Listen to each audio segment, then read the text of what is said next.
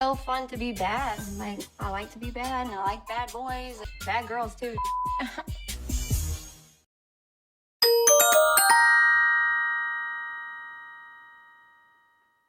Hey everyone, what's up? It's Sarah and welcome back to my channel. First and foremost, I just want to say thank you to everyone who's kept up with me over the last few days. It's almost been a week now, but I got a case of some sort of bad cold and it really did a number on me. I actually lost my voice for a few days, which for me, someone who's really fucking loud and likes to talk, was devastating.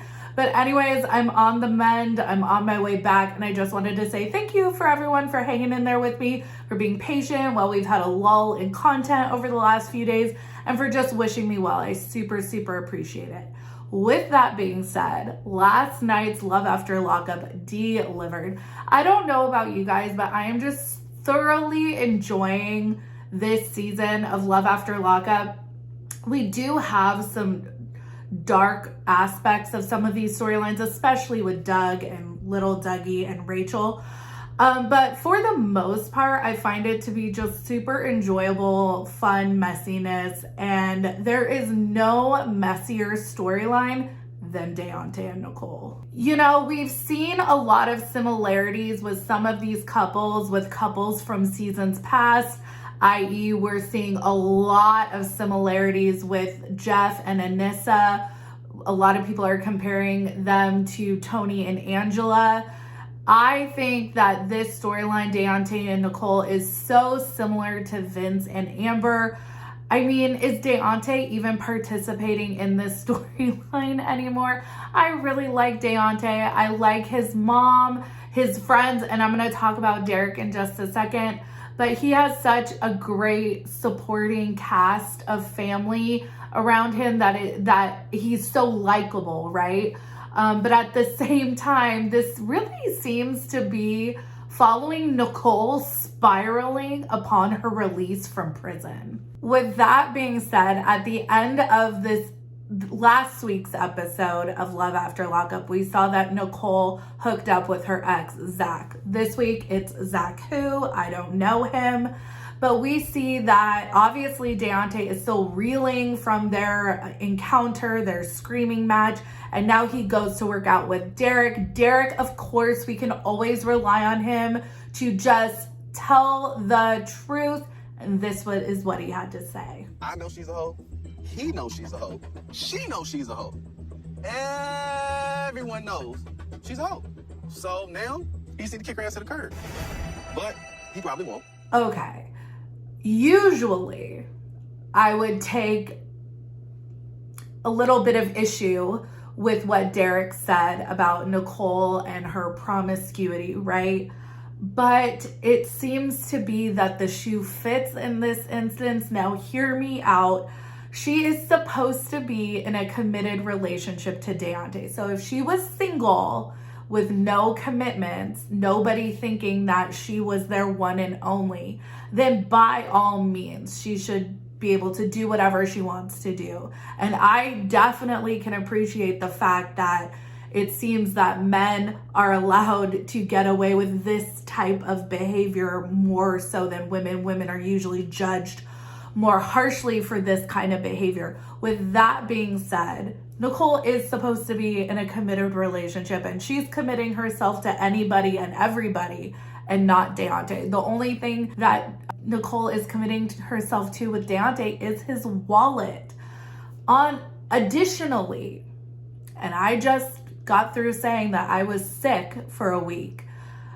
This is 2020, going into 2021 when they're filming this. It is the height of Rona, and this just seems so irresponsible. My goodness. Now, I am vaccinated, but I still went and got tested because, you know, you just can't be too safe these days. You just gotta be safe. And seeing her not social distance from a lot of people was concerning. Okay, now the lady of the hour, the main event, what we've all been waiting for. She's been teased all season, and we finally met Nicole's now current wife, Tia. They met up for the first time in the free world, and this is how their date went. What are you doing? You look good. You look good. My mom hates Tia. Cheers to us. How about that? She is so feisty, and she has like an attitude problem, just like me. And this bitch spit in my face, spit back in her face. I never really told you, man. I'm sorry. You know I'm possessive or what's not. I accept it. There does seem to be a lot of chemistry between these two, a lot of history. I also have received a lot of feedback and comments from you guys that it's relationships that take place while you're incarcerated are a lot stronger, like they're a lot more emotional, a lot stronger, a lot more serious. So I have no doubt that Tia is like a very important person to Nicolle. With that being said, my last video that I put out was exclusive details about Nicolle and Tia's relationship, because I spoke to someone that's very close to Nicolle and Tia. One of the things that I was told that I didn't talk about in my last video because it wasn't pertinent to what I was talking about was that Tia has a history of super aggressive behavior, and we saw that talked about in this episode when Nicolle talks about her being spit on. The source that I spoke to did say that Tia does have a history of super possessive and aggressive abusive behavior with her partners. She does reference an incident of Tia throwing a brick through the windshield of someone's car. So this is all a pattern. As far as the spitting incident goes, I think that is just super gross, super foul.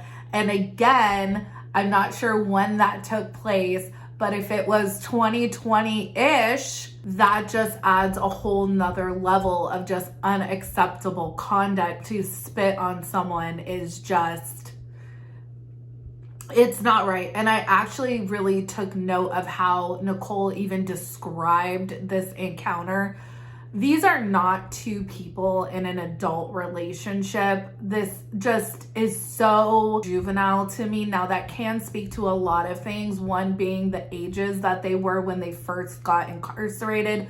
Nicolle was still a teenager. I'm not sure 100% how old Tia is, but Nicolle is still very young. And a lot of people have said for as many years as we have watched the show that you really do get emotionally stunted at the age you were when you were incarcerated. So we will see what happens with these two. They have been married for a few months. I haven't heard of anything. We have heard with Courtney and Josh that there was a DV arrest and a restraining order taken out against Josh.